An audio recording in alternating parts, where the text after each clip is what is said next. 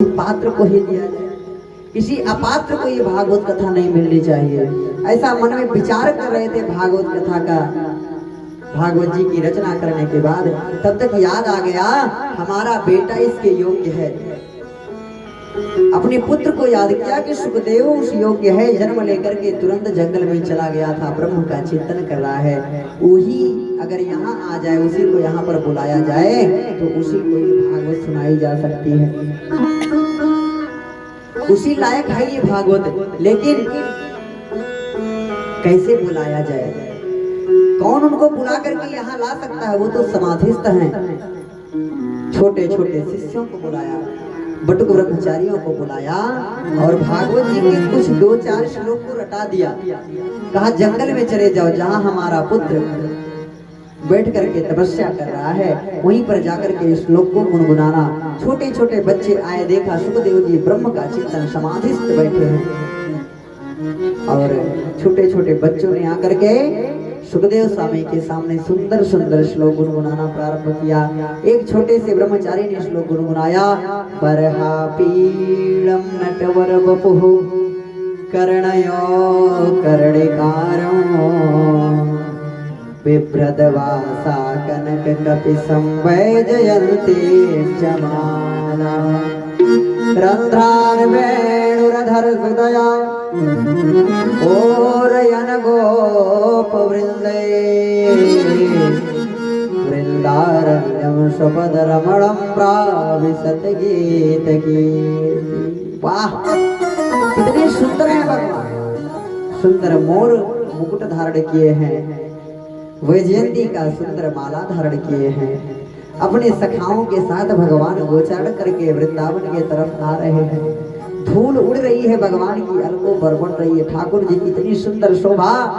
छोटे छोटे बच्चों के साथ भगवान चल रहे हैं, सखाओं के साथ चल रहे हैं। रंध्रान वेणुरधर सुदया, अपने अधर से भगवान सुंदर बंसी बजा रहे हैं और ठाकुर जी के साथ भगवान के जो छोटे छोटे सखा चल रहे हैं वो भगवान का गुणगान कर रहे हैं। इतनी सुंदर छवि का जब वर्णन किया छोटे छोटे बटुक ब्रह्मचारियों ने।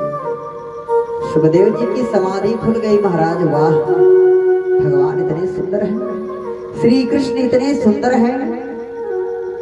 कौन ऐसा होगा जो इतनी सुंदर परमात्मा के शरण में ना जाए? इसलिए सोचा कि हमें इनके शरण में जाना चाहिए। तब तक फिर सोचने लगे कि ये सुंदर तो है लेकिन पता नहीं दयालु है कि नहीं।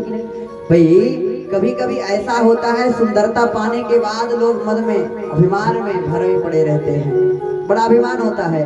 सुंदर लोगों का आचरण कभी कभी देखने को मिलता है कि महाराज उनका चरित्र बेकार होता है, उनकी स्थिति, उनका रहन सहन बेकार होता है।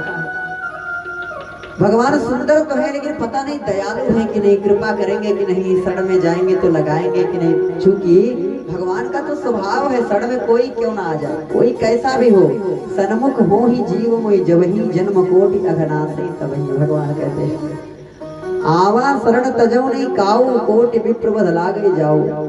करोड़ों ब्राह्मणों का वध करने का जो पाप है, अगर ऐसे पाप भी लग गए हैं, ईमानदारी पूर्वक वो शरण में आ जाए तो मैं उसका उद्धार कर देता हूँ। भगवान कहते हैं सुंदर है, दयालु है कि नहीं, मन में चिंता हो रही थी। तब तक दूसरा विद्यार्थी आकर के गुनगुनाने लगा, भगवान कितने दयालु हैं। अहोवकीयं स्तनकालकूटं जिघांसयापाय यदाप्यसाध्वी लेभे गतिं धात्रयुचितां ततोऽन्यो कम वा दयालो शरण प्रजे। अरे देखो वो पूतना कितनी पापिनी थी जो कि भगवान को मारने के लिए अपने स्तन में जहर लगा करके आई, सभी बच्चों को मार दे रही थी। लेकिन भगवान के पास आई, अपना स्तन पान कराया तो ठाकुर जी ने कितनी कृपा उसके ऊपर किया। लेभे गति, उसको कौन सी गति मिली? जो गति उनकी भगवान की जो माताएं हैं, मैया देवकी को बाद में, यशोदा जी को बाद में मिली, वो गति ठाकुर जी ने इतनी कृपा किया। इतने दयालु भगवान हैं कि ठाकुर जी ने अपनी दयालुता को प्रत्यक्ष दिखाया। भगवान को मारने आई तो ठाकुर जी ने उसको भी अपनी उत्तम गति प्रदान किया। इतने दयालु भगवान है। कौन ऐसा अभागा होगा जो इतने सुंदर और दयालु भगवान के शरण में नहीं जाएगा। ऐसे श्लोक को जब सुखदेव जी सुने तो सुखदेव जी अपनी जगह पर खड़े हो गए। सुखदेव जी ने उन ब्रह्मचारियों से कहा, और सुनाओ ना श्लोक, और सुंदर सुंदर श्लोक हमको सुनाओ। उन लोगों ने कहा कि महाराज हमें 2 श्लोक आता था तो हमने श्लोक को सुना दिया। अगर आपको और श्लोक सुनना है तो आप हमारे गुरु जी के पास चले जाओ जो कि आपके पिताजी हैं। 1 नहीं 2 नहीं 18,000 श्लोक की पावन संहिता को तैयार किया है। आप उनके शरण में जाओ, आपको सुनाई जाएगी। इस प्रकार से जब कहा महाराज आज